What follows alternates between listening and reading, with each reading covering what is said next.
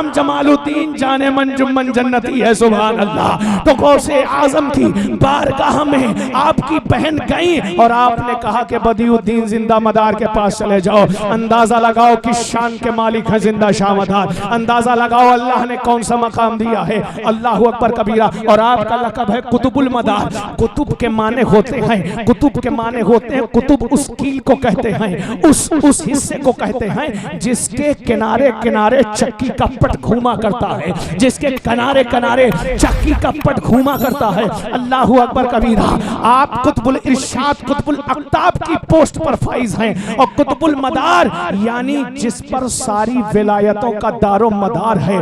आज पूरा हिंदुस्तान फख्र करता है सैयदी सालार मसूद गाजी की जात पर, हर शख्स फख्र करता है सैयदना सरकार मसूद गाजी की जात पर। अल्लाह अल्लाह, खुद सैयदना सरकार मसूद गाजी फरमाते हैं कि हिंदुस्तान की सरजमीन पर कोई वली उस वक्त तक वली नहीं बनता जब तक उसकी विलायत की टेग में मेरे नाम का नमक न पड़ जाए, मेरे फैज का नमक न पड़ जाए, मेरे करम का नमक न पड़ जाए, उस वक्त तक कोई वली हिंदुस्तान में वली नहीं बन सकता। लेकिन आओ सैयदी सालार मसूद गाजी की बारगाह में जब मैं पहुंचा और मैंने कहा सैयदी सालार मसूद गाजी ये बताइए कुतुबुल मदार का मकाम क्या है, तो फरमाते हैं मेरे वालिद माजिद सैयद सालार साहू हजरत बदियुद्दीन जिंदा मदार की बारगाह में पहुंचे और औलाद नरीना के लिए दुआ की। तो आपने दुआ की। अरे सैयदी सालार मसूद गाजी फरमाते हैं मैं किसी और की दुआ का सिला नहीं, सैयदना बदियुद्दीन जिंदा शाह मदार की दुआओं का सिला।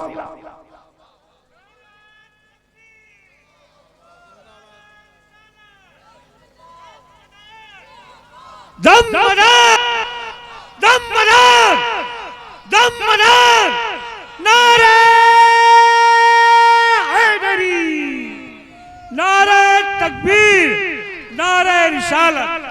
फरमाते हैं सैयदी सालार मसूद गाजी मेरी विलायत की देग में जिसका नमक पड़ा है उसका नाम कुतुबुल मदार है, उसका नाम कुतुबुल मदार है। अल्लाह अकबर कबीरा। वक्त होता मैं कुछ और बातें करता मगर अपनी गुफ्तगू को मैं समेटने लगा हूँ। बस एक शान सैयदना कुतुबुल मदार की बयान करता चलो। अल्लाह अकबर कबीरा। चेहरे पर नकाब होता था और जो चेहरा देख लेता था वो मुसलमान हो जाता था, जो चेहरा देख लेता था वो कलमा पढ़ लेता था। आज हम हो या हमारे उलमा की ये नूरानी जमात हो, हम लोग पका पकाया खा रहे हैं, यानी दीन फैला दिया हमारे बुजुर्गों ने, उसी दीन को आगे बढ़ाने की हम कोशिश कर रहे हैं। अल्लाह अकबर कबीरा। मदारे पाक का आलम क्या था कि गली गली, कूचा कूचा, नगर नगर, शहर शहर, अरे जिस इस्लाम पर आज फख्र करते हो, जिस मुसलमान होने पर आज फख्र करते हो, जिस कलमे पर फख्र करते हो, जिस नाराहे तकबीर और रिसालत को अपने लिए सनदे निजात समझते हो, इस नारे को लाने वाला कोई और नहीं जिंदा शाह मदार है। इस पैगाम को पहुंचाने वाला कोई और नहीं जिंदा शाह मदार है। तुम्हें तौहीद की दौलत की अमानत पहुंचाने वाला कोई और नहीं जिंदा शाह मदार है। तुम्हारे कानों में नगमे ला इलाहा इल्लल्लाह पढ़कर सुनाने वाला कोई और नहीं जिंदा शाह मदार है। जगह जगह, गली गली, मोहल्ले मोहल्ले, गांव गांव, करिया करिया, बस्ती बस्ती, मोहल्ले मोहल्ले, हर जगह जिसने इस्लाम के परचम को बुलंद किया है, जिसने कलमा ला इलाहा को बुलंद किया है, जिसमें मोहम्मद रसूलुल्लाह के कलमे को बुलंद किया है, वो कोई और नहीं था, वो जिंदा शाह मदार थे। अल्लाह अल्लाह। हर आदमी अपने अपने खाते में, अपने अपने कोटे में हर चीज लेकर के भागना चाहता है और सोचता है कि मुसलमानों पर सबसे ज्यादा एहसान हमारा है, मुसलमानों पर सबसे बड़ा एहसान हमारा है। मगर तारीख ये बताती है, तारीख के औराक चीख चीख कर गवाही देते हैं। अल्लाह अल्लाह। मुसन्निफ का कलम तो फरोख्त हो सकता है मगर तारीख के औराक आज भी चीख चीख कर गवाही देते हैं कि हिंदुस्तान की सरजमीन पर अगर इस्लाम का ये गुलशन लहलहाता नजर आ रहा है, इस्लाम का ये गुलशन झूमता और फलता फूलता नजर आ रहा है, तो किसी और की बदौलत नहीं बल्कि जिंदा शाह मदार की बदौलत है, औलियाए किराम की बदौलत है, बुजुर्गान दीन की बदौलत है। ये वलियों की सरजमीन है। अल्लाह अकबर कबीरा। एक शख्स हजरत बदियुद्दीन जिंदा शाह मदार रहमतुल्लाहि तआला अलैह अस्फहान से हिंदुस्तान की तरफ कर रहे थे। एक मकाम पर अस्फहान में कहत पड़ गया, सूखा पड़ गया, लोग दाने दाने को मोहताज मोहताज हो गए। ऐसी गर्म हवाएं चली कि पूरी पूरी खेतियां खत्म हो गई, सारे लोग दाने दाने को तड़पने लगे। जब आप वहां पहुंचे तो वहां पर बहुत बड़ा एक ईसाई पादरी रहता था। उसने कहा, मुसलमानों परेशान ना हो, अब तुम मुसलमानों में कोई ऐसा नहीं जो दुआ के लिए हाथ उठाए तो बाबे इजाबत से टकराए, जो दुआ के लिए हाथ उठाए तो अल्लाह उसकी दुआ को कबूल कर ले। कहा, मैं दुआ करता हूं, देखो बारिश हो जाएगी। वो ईसाई आता है, खुले मैदान के नीचे खड़ा होता है, दुआ के लिए हाथ उठाता है। अभी उसने दुआ के लिए हाथ उठाए थे, दुआ मुकम्मल ना की थी कि इतने में आसमान अबर आलूद हो जाता है और पानी की धारें बहती लगती हैं, बरसात होने लगती है। अल्लाहू अकबर कबीरा। इतनी बारिश हुई, इतनी बारिश हुई कि सारे मुसलमान, इधर बारिश हो रही थी, उस मुसलमानों का ईमान मुतज़लज़ल हो रहा था, उनका अकीदा मुतज़लज़ल हो रहा था। जब उस जगह पर हजरत बदियुद्दीन जिंदा शाह मदार पहुंचे, आपने पूछा, लोगों क्या माजरा है? लोगों ने बताया, ये ईसाई राहिब दुआ कर दिया, वरना हमारे यहाँ तो लोग दाने दाने को मोहताज हो गए थे। आपने फरमाया, उसकी हकीकत जाननी हो तो उसे दोबारा बुला करके लेके आओ। अल्लाहू अकबर कबीरा। अहले नजर की आंख का क्या मामला होता है, जो दिलों के हालात भी जानते हैं। अल्लाहू अकबर कबीरा। सैयदना जिंदा शाह मदार को क़ल्बे मुस्तफ़ा का फैज़ हासिल है। आपने कहा उस राहिब को दोबारा बुलाया जाए। राहिब दोबारा बुलाया गया और जब उसने दुआ के लिए जैसे ही हाथ उठाए, आसमान अबर आलूद हुआ।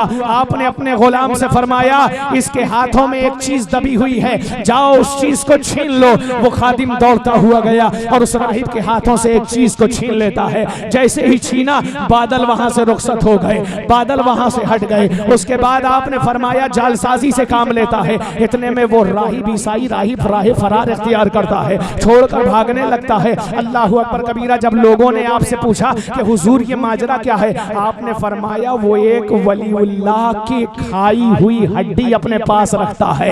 उम्मते मोहम्मदिया के एक वली की खाई हुई हड्डी, झूठी हड्डी, छोड़ी हुई हड्डी अपने पास रखता है। और अल्लाह ने उस वली को ये कमाल दिया था कि वो अपने खाई हुई कोई चीज कहीं फेंक देते थे तो वहां अल्लाह सब्जाजार फरमा देता था, वहां अल्लाह बाराने रहमत बरसा देता था। ये उस वली की हड्डी की बरकत से, उस छोड़ी हुई हड्डी की बरकत से आसमान अबर आलूद हो रहा था। अल्लाहू अकबर कबीरा। सारे लोग ताइब हो गए और सबका ईमान बच गया। जो ईमान बचा लेता है उसे बदियुद्दीन कहते हैं। अल्लाहू अकबर कबीरा।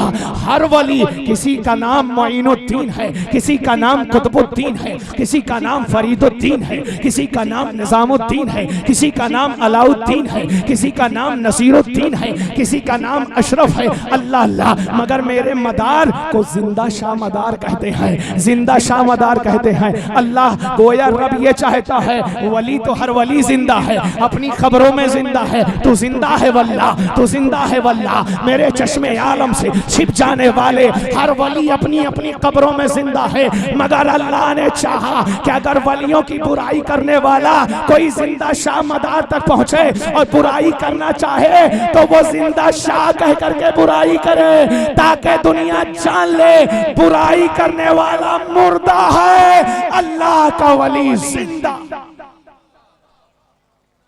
अल्लाह का वली जिंदा है। बस आखिरी जुमला, गुफ्तगू का इख्तिताम, इसलिए कि उलमा की जमात बहुत है, वक्त बहुत कम है। मदारे पाक को अल्लामा अब्दुल गनी साहब मोहब्बत से अपनी तकरीरों में मदारुल आलमीन कहते हैं। मदारुल आलमीन। अब एतराज करने वाला खड़ा हो गया, कहा मदारुल आलमीन, जिस पर आलम का दारो मदार हो, ये मदारुल आलमीन कैसे हो गए? हमने कहा थोड़ी देर रुक जा, तुझे इसका भी जवाब मिल जाएगा।